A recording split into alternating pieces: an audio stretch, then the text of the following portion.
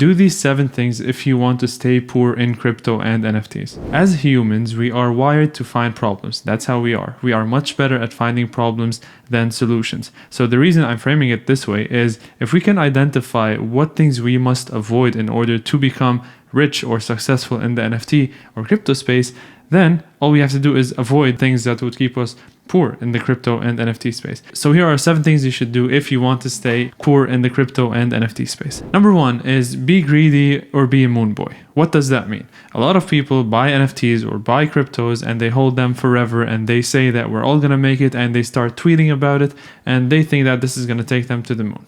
Doing that guarantees that you will stay poor in this space, because eventually prices are going to go down, things are going to correct. What that means is that not taking profits is going to lead you nowhere but to becoming poor. Flipping that on its head, maybe you should start taking profits when prices go up instead of saying that this is going to go up forever.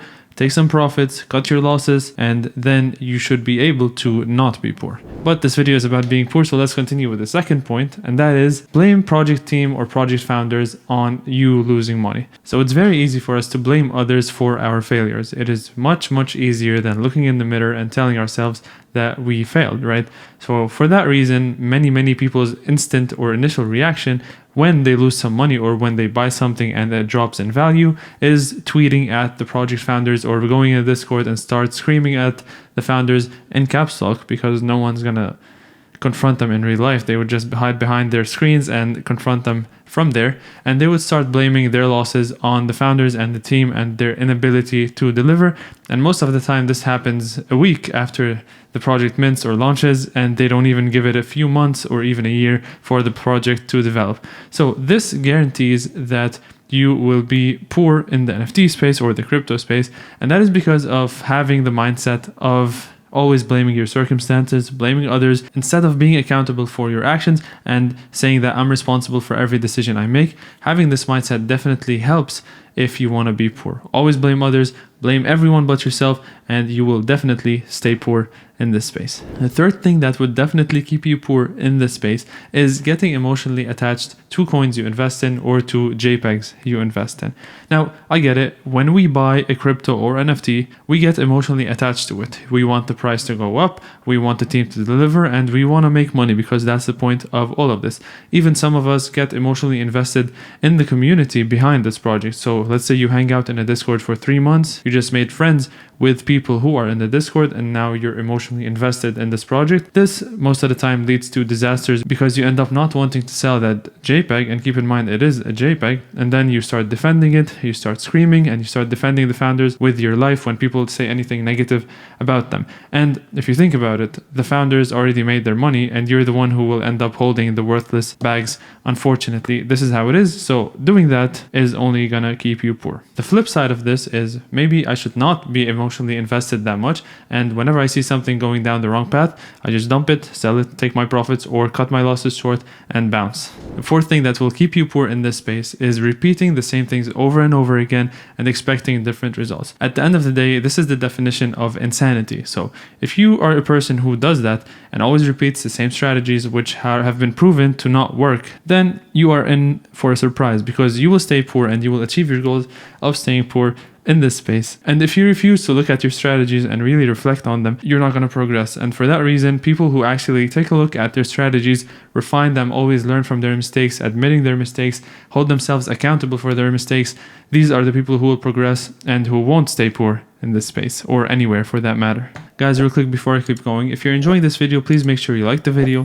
Also, if you're interested in joining one of my 2 communities, make sure you check out Terrapin Genesis on OpenSea, and check out this link right here if you want to join my personal Discord, where we can talk crypto, NFTs, or anything where we can talk related.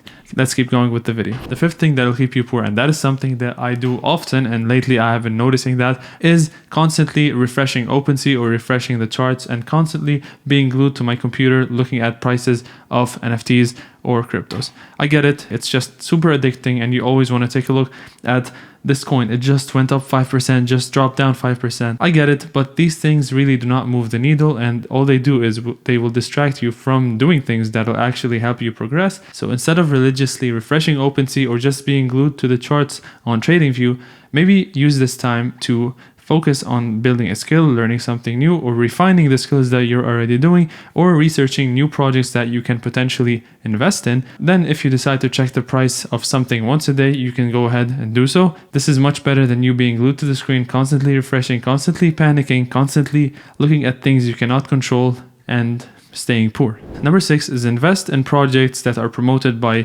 YouTube influencers or Twitter influencers without knowing anything about them or doing a single minute of research about this project. A lot of people do that. I know that for a fact. I used to do that when I first started, and honestly, it is a recipe for disaster. And the reason for that is because when you don't have enough conviction, or you just don't understand what you're investing in and you're just investing in it blindly, most of the time you will either sell out of panic because you didn't have enough conviction in the crypto or in the specific NFT. And a lot of other times what happens is you just blame the influencer for promoting it. Sometimes the influencer is actually promoting it without saying they are promoting it, because many people do that. They get paid, they just shut up and say that they love this project, which is something that I really, really hate. But that's besides the point. Even if your NFT influencer isn't getting paid and is recommending or just talking about a certain coin or crypto or NFT, make sure you do your own research. Make sure you understand why he is purchasing it and why it may or may not make sense for you to purchase.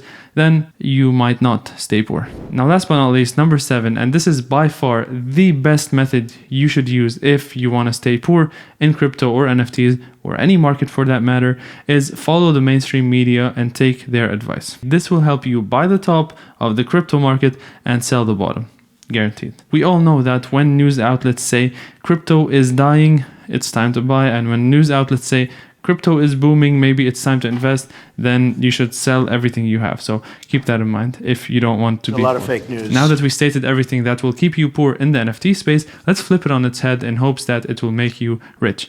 Number 1 is be conservative, play it a bit safer than you usually do. Take your profits when you do make those profits and cut your losses short for plays you do not have conviction for. This way you can actually have something when everything goes to if it does.